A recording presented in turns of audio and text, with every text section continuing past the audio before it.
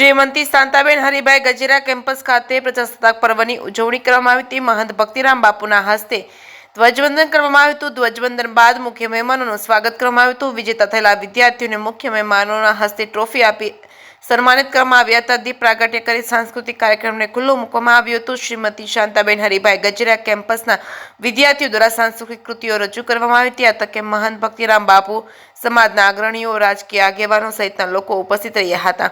જે કેસની ગુજરાતી સાથે જૈનિક સુજિત્રા અમરેલી।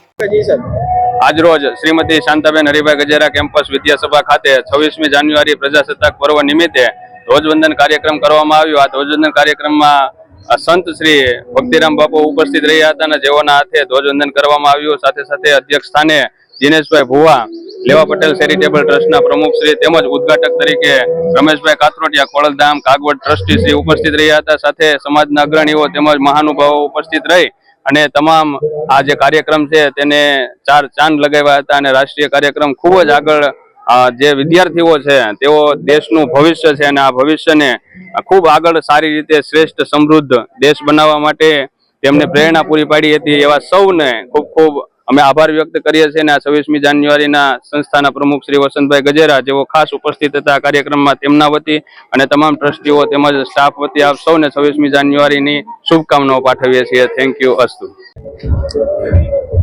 આજે 26મી જાન્યુઆરી પ્રજાસત્તાક દિન નિમિત્તે આ કેમ્પસની અંદર જે કાર્યક્રમ ગોઠવવામાં આવ્યો હતો, ખરેખર આ કાર્યક્રમની અંદર આજે એ જોઈ વિદ્યાર્થીઓનું જે રજૂઆત, એમની જે શિક્ષણ પ્રત્યેની અને આજે આઝાદીના આટલા વર્ષો પછી પણ આટલું સુંદર મજાનું આ કાર્ય અમરેલી આંગણે થઈ રહ્યું છે જોઈ અને ખરેખર આનંદની અનુભૂતિ થાય છે।